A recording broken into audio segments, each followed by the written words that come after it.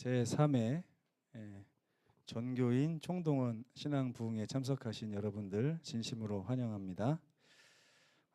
이번 제목은 리부트, 다시 주님 품으로 가자, 이런 뜻입니다. 오늘 첫 번째 날에는 상한 마음을 고치시는 주님이라고 하는 주제 함께 살펴보도록 하겠습니다. 다 함께 시편 34편 18절에 있는 말씀을 함께 읽겠습니다. 시작. 여호와는 마음이 상한 자를 가까이 하시고 충심으로 통회하는 자를 구원하시는 도다. 다시 한번요. 여호와는 마음이 상한 자를 가까이 하시고 충심으로 통회하는 자를 구원하시는 도다. 이 말씀이 시편 34편에만 나오는 게 아니고 시편에 몇 군데 더 나옵니다. 다윗이 정말 마음이 상했을 때 하나님께서 자기 자신을 가까이 하는 모습을 보면서 이런 말씀을 한 것 같아요. 제가 성경에서 누구의 마음이 가장 상했었을까 하는 생각을 좀 해보게 됐어요. 여러분 생각나시는 인물이 혹시 있으십니까? 이 사람은 정말 마음이 상했겠다. 정말 마음이 상했겠다. 한나, 사무엘의 엄마 한나, 아이를 못 낳았었죠. 또, 욥, 정말 마음이 많이 상했을 것입니다. 욥의 이야기를 할 걸 그랬네요. 또 생각나시는 분 없습니까? 모세. 저는 약간 현대판하고 좀 비슷한 이야기가 있으면 좋겠다 생각을 하다가 요한복음 4장의 이야기를 좀 생각해 봤어요. 야곱의 우물가에 온 한 여인. 이 사람이 마음이 상했다는 걸 어떻게 알 수 있어요, 여러분? 제가 결혼할 때 결심한 게 하나 있습니다. 내가 결혼식을 한 번 더 하면 사람이 아니다. 왜냐하면 준비하는 게 너무 어렵고요. 이 양가를 이렇게 설득해가지고 만나게 하고 조율하고 이렇게 했는데도 불구하고 마지막에 잘 안 됐어요. 제가 그래서 충청도 결혼 풍습하고 경상도 결혼 풍습이 달라요. 그래서 이쪽에도 좀 양보를 받아내고 이쪽에도 양보를 받아내서 조율하자 해서 결혼을 했거든요. 나중에 양쪽에서 다 욕을 먹었어요. 그래서 제가 그때 느낀 게 한쪽에서 욕 먹을 걸 차라리 잘못했다, 그런 생각이 들더라고요. 근데 이 수가의 우물가에 온 이 여인은 결혼을 장장 5번이나 했습니다. 5번. 5번 한 여인. 누가 거들떠도 보지 않고 저 여자 정말 못 쓰겠어. 그 여인이 문제가 있었을까요? 아니면 그 남편들이 문제가 있었을까요? 네? 김희영 집사님은 알지도 못하면서 남편이 문제가 있었다고 얘기를 당당하게 하셨어요. 그건 모르는 일이죠. 근데 어쨌든 한 여인의 인생이 결혼이 5번씩이나 이어졌다면 이건 보통 문제가 아니고 마음이 얼마나 상했겠습니까? 근데 그 여인이 오히려 자기가 잘못된 것처럼 인식을 받았던 것 같아요. 주변에 따가운 눈총. 그래서 물길로 오는 것도 사람들이 오지 않는 6시, 정오죠. 성경에서 6시면 정오인데 한낮에 가장 햇볕이 뜨거울 때 온 것입니다. 근데 인생에는 누구나 한낮의 우물가 같은 그런 순간이 있다고 생각합니다. 우리가 살다 보면 마음이 정말 상하고 그 상한 마음을 아무도 알아주지 못하고 오히려 비난하고, 그러다 보니까 일일이 대꾸하기 뭐해가지고 그 사람들을 피해 다니고 오히려 그냥 남들이 나를 어떻게 생각하든지 그냥 그렇게 생각하려면 생각해라, 이렇게 하는 것이죠. 근데 제가 요한복음 4장에서 참 은혜 받은 부분은요, 그 한낮의 우물가, 이 수가의 야곱의 우물, 그 시간에 가면 이 여인밖에 없는 그 우물을 예수님께서 어찌 알고 일부러 유대인들이 가지도 않는 그 길을 찾아서 이 여인을 만나러 찾아오셨다는 거예요. 그 마음이 심하게 상해 있는 그 자리까지 우리 주님이 찾아오셨다는 것입니다. 그리고 아주 은혜스럽게도 바로 그 여인의 그 아픔을 대변하는 그 자리에서 그 여인의 심령의 부흥이 시작됩니다. 누구에 의해서요? 예수님에 의해서. 그러니까 우리 예수님은 찾아오시는 예수님이십니다. 찾아오시는 예수님. 여러분이 잔치할 때 찾아오시는 게 아니에요. 여러분이 성공했을 때 찾아오시는 게 아니라 여러분이 인생의 가장 밑바닥에서 괴롭고 힘들고 아무도 그동안 성도라고 하는 사람들이 나를 그렇게 친하게 하는 것 같은데 내가 아프고 이렇게 골방에서 앓고 있는데 처음에는 전화 한 통, 두 통 오더니 한참 지나니까 이제 전화도 오지 않고 나를 잊었는지 기억하는지도 모를 정도로 그렇게 심하게 낙심하고 있을 때라 할지라도 우리 주님은 찾아오신다는 거예요. 그러면서 이렇게 말씀하십니다. 내가 주는 물을 마시는 자는 영원히 목마르지 아니할 것이다.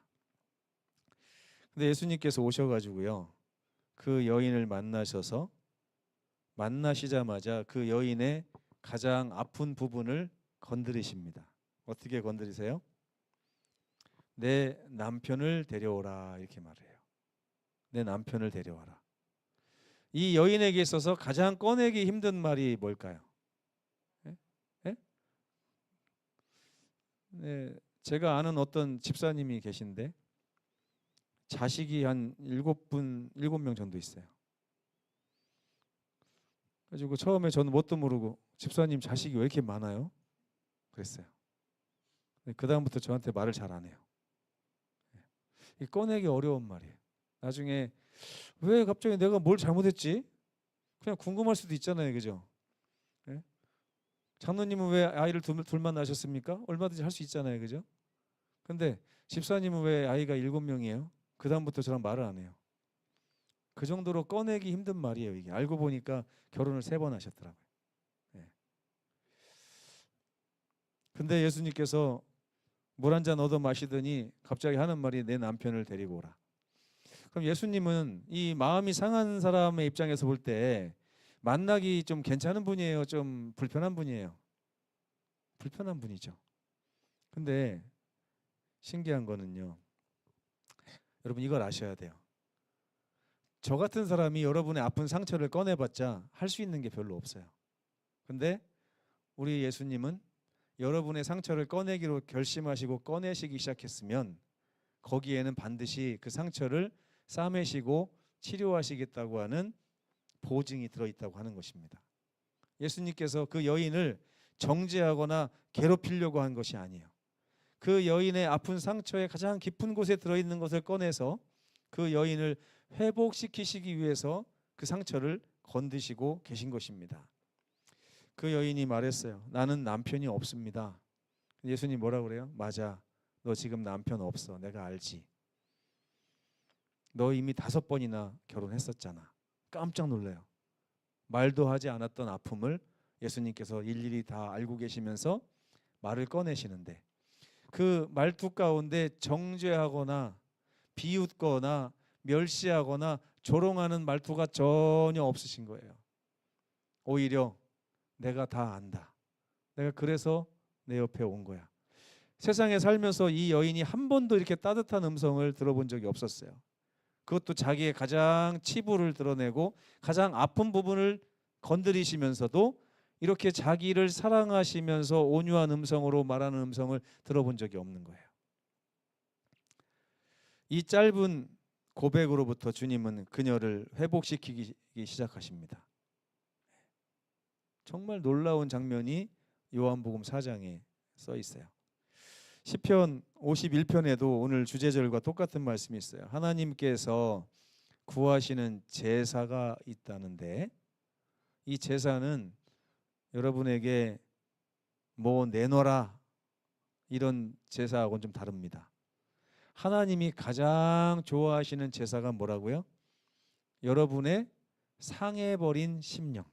여러분 심령이 왜 상할까요? 마음이 왜 상해요? 마음이 상하는 이유를 생각해 보신 적 있습니까? 제가 살면서 생각해 보니까 마음이 상하는 대부분의 이유는 사람 때문입니다. 사람 때문. 그리고 마음이 상하는 가장 또 두 번째 큰 이유는 나 때문이에요. 내 자신에 대해서 내가 너무 실망할 때가 그럴 때입니다.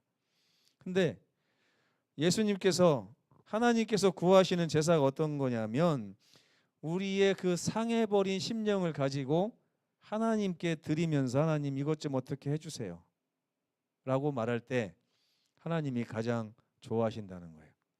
이 방송을 지금 보고 계신 몇 분이 계실 겁니다. 이 자리에 오지는 못하셨겠죠. 왜? 마음이 상했기 때문에. 근데 그 상한 심령을 세상에 그 누구에게라도 내놔 보면 돌아오는 건 다 똑같습니다. 좋은 게 오지 않아요. 심지어 제가 우리 집사람하고 얘기를 하면서도요, 내 상한 심령을 내놨을 때 그 상한 심령을 이렇게 치료해 주는 경우가 열에 한 3-4번도 안 되는 것 같아요. 근데 저만 그런 게 아니라 저희 집사람도 마찬가지. 제가 이게 뭔가를 얘기하면 잘 이렇게 해소시켜 주지 못하는 그런 한계가 있음을 제가 느낍니다. 근데 하나님께서 상한 심령을 구하시는 이유가 뭘까요? 상하고 통회하는 마음을 주께서 멸시하지 않으신다고 했는데 이유가 뭘까요? 우리 주님은 그 상한 심령을 치료해 주실 수 있고 고쳐 주실 수 있기 때문에 그런 것입니다. 어떻게 해요? 이 요한복음 4장에 보면 예수께서는 상한 마음을 가진 사람을 하나님과의 예배의 자리로 부르십니다. 여러분 예배가 뭘까요? 지금 이게 드리는 게 우리가 예배일까요? 네. 이것도 예배의 일종이긴 한데 예배의 정확한 정의를 내리기까지 제가 한 20년이 걸린 것 같아요. 신학과에서 막 배울 때도 예배라는 게 뭐냐? 뭐 피조물이 창조주를 만나는 게 예배다. 뭐 이렇게부터 시작해가지고 별의별 얘기가 다 있었어요. 근데 제가 목회를 하면서 내리게 된 결론, 사람이 하나님을 만나는 것을 예배라고 합니다. 그래서 하나님을 만나지 못하면 예배가 아니에요. 그래서 예수께서는 그 상한 마음의 여인을 어디로 부르시고 계신다는 거예요. 지금 하나님과의 만남의 장소로 부르신다는 거예요. 그래서 저는 부흥이라는 것은 하나님과 여러분이 만날 때부터 시작된다고 생각하는 사람입니다. 여러분 지금 이 방송을 듣고 계신 많은 분들 하나님을 만나는 장소로 여러분의 상한 심령을 가지고 나오기를 제가 초청드립니다. 왜냐하면 예배가 곧 회복입니다. 하나님을 만나고 나서 회복되지 않은 사람은 이 성경에 기록되지 않습니다. 전혀 없어요. 하나님을 만나는 그 순간 회복되기 때문입니다. 예레미야 3장 22절 다 함께 읽어보겠습니다. 시작. 배역한 자식들아 돌아오라. 내가 너희의 배역함을 고쳐주리라. 하나님께서 우리를 고쳐서 회복시켜 주시겠다고 약속하신 것입니다. 그래서 예배는요, 하나님이 우리의 상처를 막 분석하고 막 그런 시간이 아닙니다.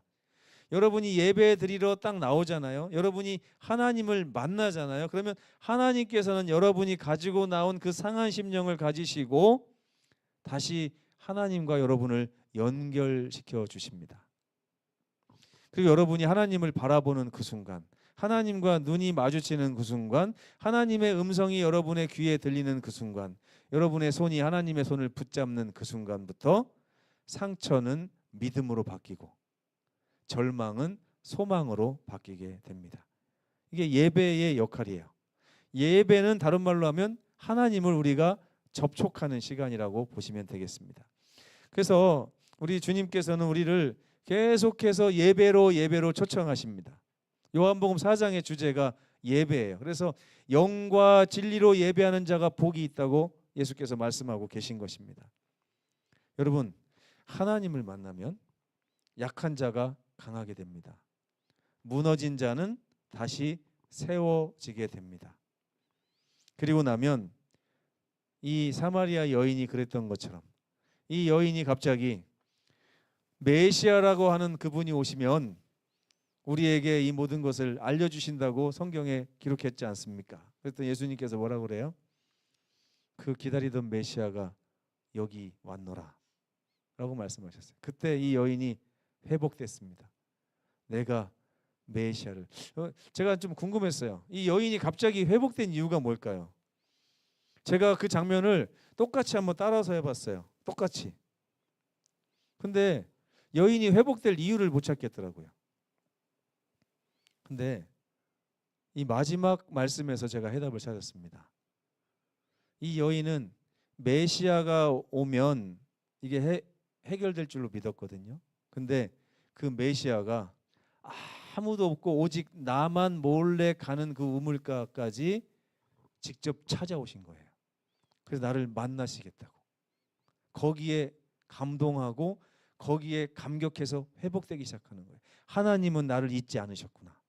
이 세상에서 많은 사람이 나를 잊었다 할지라도, 내가 잊혀진 바 된 사람이라 할지라도, 나는 볼품없는 사람, 아픈 사람, 빈약한 사람, 아무것도 아닌 사람이라 할지라도, 세상에 많은 사람이 나를 다 그렇게 생각한다 할지라도 하나님께서는 나를 잊지 않으시고 나를 찾아와 메시아를 만나게 하셨구나. 이것이 그 여인을 회복하게 만든 거예요. 그런 다음에 그 예배자는 다른 말로 하면 뭐예요? 예수님과 접촉한 사람, 하나님과 접촉한 사람을 예배자라고 그래요. 이 하나님과 접촉한 사람은 곧 증인이 됩니다. 요한복음 4장 29절에 보면 막 마을로 달려 돌아가요. 그동안에는 사람들 피해 다녔던 이 여인이 물동이를 다 버려두고 마을로 가서 집집마다 문을 두드리면서 다 나오시오, 나오시오.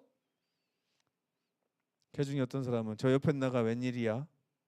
그동안 내가 만나자고 해도 그렇게 피해가더니, 한번 뭐 좀 문 좀 열어보려고 하면 안 열어주더니 오늘은 왜 자기가 문을 두드리지? 하고 나가봤어요. 달라진 것입니다. 근데 내가 행한 모든 일을 내게 말한 이 사람을 와서 보라. 이는 메시아가 아니냐? 내가 메시아를 만났다. 이제까지 부끄러웠던 상처를 말하기 시작합니다. 네. 지난번에 제가 여수 요양병원에 가서 설교할 때요, 예전에 제 과거에 있었던 이야기들을 막 꺼내가지고 얘기를 하니까 그분들이 굉장히 감동을 많이 받으시더라고요. 근데 저는 많이 고민했었어요. 이걸 꺼내야 되나 말아야 되나. 부끄러웠던 그런 예전의 일들. 근데 이 여인이 지금 부끄럽던 상처까지 다 꺼내가면서 내가 메시아를 만났는데, 내가 이제까지 행한 그 부끄러운 모든 일까지 다 알고 계셨던 그 메시아를 내가 만났다. 근데 왜 행복해요 지금? 부끄러움이 까발려졌는데 왜 행복합니까? 그분이 다 싸매주셨기 때문에 그렇습니다. 하나님은 상처를 지우지는 않으십니다. 그러나 그 상처를 우리 증거의 통로로 삼으시는 거예요. 나의 그 부끄러운 과거조차도 다 용서해 주시고 나를 찾아온 그 주님을 내가 만났습니다. 하나님은 나를 여전히 사랑하십니다 하는 고백을 이 여인이 하는 것입니다. 상처는 사라지지 않았지만 그 상처의 고름이 흘러나왔던 그 자리에서 하늘의 생수가 흘러 마을로 흘러내려가기 시작했습니다. 치유받은 영혼은 그 상처를 통하여 평생을 고생했을지 모르지만 치유받고 나면 그 상처를 통하여 다른 사람을 살리는 사람이 된다는 것입니다. 여러분의 이 아픈 상처들, 혹시 지금도 간직하고 있는 상처가 있다면 이 상처를 주님께 가지고 나오셔서 주님의 치료를 받으시기 바랍니다. 주님께서 그 상처를 만져주실 때 그 상처는 우리의 전도 수단이 되고 무기가 돼서 사단의 모든 권세를 이기는 그런 하나님의 강력한 검이 될 것이라고 성경은 말하고 있습니다. 이러한 상한 마음을 가지고 주님께 예배하러 나오시는 우리 모든 송정의 성도들이 되셨으면 정말 좋겠습니다. 이 자리에 계신 20여 분은 물론이고 이 빈자리에 계셔야 될 또 다른, 보니까 한 5, 60명 되는 것 같아요. 제 명단에 지금 88명이 있거든요. 근데 여기에 오신 분들에 빼면 지금 5, 60명이 이 자리에 와야 되는데 오지 않고 계십니다. 이 방송을 혹시 들으신다면 그 상한 마음을 가지고 예배하러 나오시기 바랍니다. 사마리아 여인의 이야기는 오늘 우리의 이야기죠. 사람에게 버림받은 바로 그 자리에서 주님께서 찾아오셔서 우리의 또 다른 삶을 시작하게 하시는 것입니다. 주님은 상한 자를 피하지 않으십니다. 오히려 그곳에서 찾아오셔서 우리를 부흥시키고 회개시키시는 분이 우리 하나님이십니다. 그래서 부흥이라는 것은 우리의 상한 마음을 하나님께 감추지 않고 하나님께 가지고 나올 때 부흥이 시작되는 것입니다. 오늘 주님은 우리에게 말씀하십니다. 내가 내 안에 생수를 줄 테니 너의 상한 마음을 가지고 나에게 나아오라. 내가 너의 상한 마음을 다시 고쳐주리라 하고 말씀하고 계십니다. 이 주님의 음성을 들으시는 우리 모든 성도들 되시기를 간절히 바랍니다. 내일은요, 넘어진 자를 세우시는 주님이란 주제로 말씀을 드리겠습니다.